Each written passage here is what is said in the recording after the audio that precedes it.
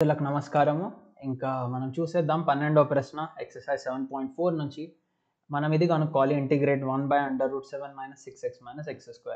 ఇక్కడ మన వేరియబుల్ వచ్చేసి x కాబట్టి మనం x తోటేగా ఇంటిగ్రేట్ చేస్తాం. సో మనం కనుక్కోవాల్సింది ఏంటంటే we have to find integral 1/ఇది dx which is nothing but dx ని ఇక్కడ రాయండి. So integral dx /√7 - 6x - x².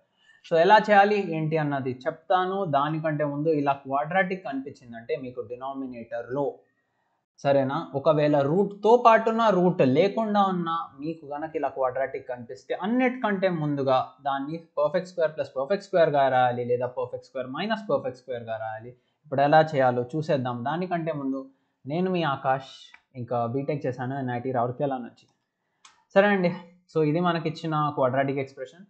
So దీన్ని మనం ఒక perfect square plus perfect square లేదా పర్ఫెక్ట్ స్క్వేర్ మైనస్ పర్ఫెక్ట్ స్క్వేర్గా రాసుకోవాలి అనుకుంటున్నామంటే ఏం చేయాలంటే ఫస్ట్ స్టాండర్డ్ ఫామ్లో రాయండి. స్టాండర్డ్ ఫామ్ అంటే ఏంటి? ఫస్ట్ x² టర్మ్ రాయాలి, దాని తర్వాత x టర్మ్ రాయాలి, దాని తర్వాత కాన్స్టెంట్ రాయాలి.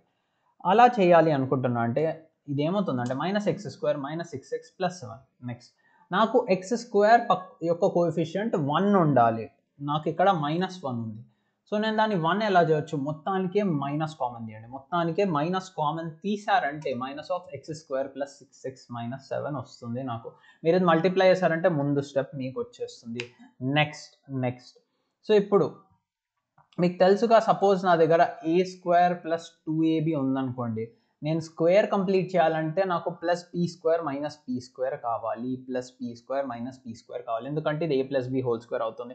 అదే విధంగా నేను ఇక్కడ కూడా చేయబోతున్నాను. కానీ ఫస్ట్ ఆఫ్ ఆల్ నాకు ఇది a² + 2ab అంటే ఈ సెంటర్ టర్మ్ని నేను 2 into సంథింగ్లా రాయాలనుకుంటున్నాను.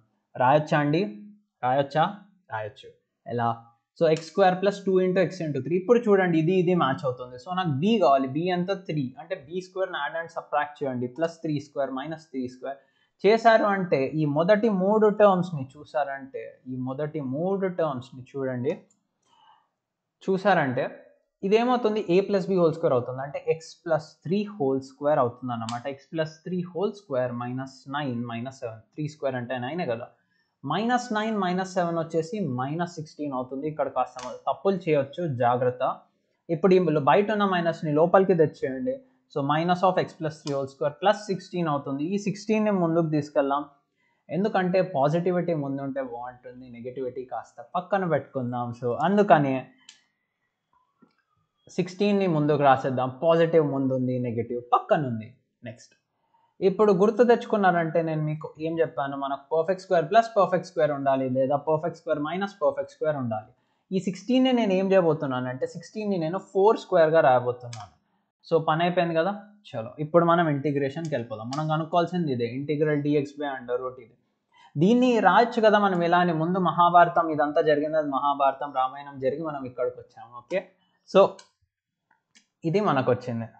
ఇప్పుడు CBSE NCERT బుక్లో ఇచ్చినట్టుగానే దీన్ని x + 3ని ఒక t అనుకోండి, అంటే సబ్స్టిట్యూషన్ మెథడ్ వాడుతున్నాం. దీన్ని t అనుకున్నారంటే x + 3ని t అనుకోండి. సో dx వచ్చేసి dt అవుతుంది. Next so ఇదేమవుతుంది?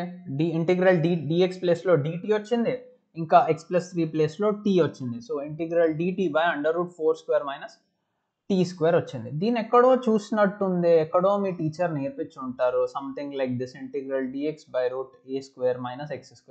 సార్ మాకు గుర్తుండట్లేదు, అసలే కలియుగం నడుస్తుంది, మెమరీ కూడా అంతగా బాగాలేదు, మాకు నిన్న చెప్పిందే గుర్తులేదు అంటే ఎప్పుడో నేర్పించిన ఫార్ములా ఎలా గుర్తు పెట్టుకోమంటారు అంటే అది మీ బాధ అని నేను అంటాను. సర్లేండి, ముందుకు వెళ్దాం.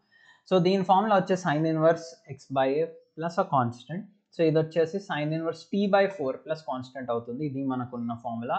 ఇక్కడ a ప్లేస్లో 4 ఉంది, ఇక్కడ x ప్లేస్లో t ఉంది. So sin inverse t/4 plus a constant.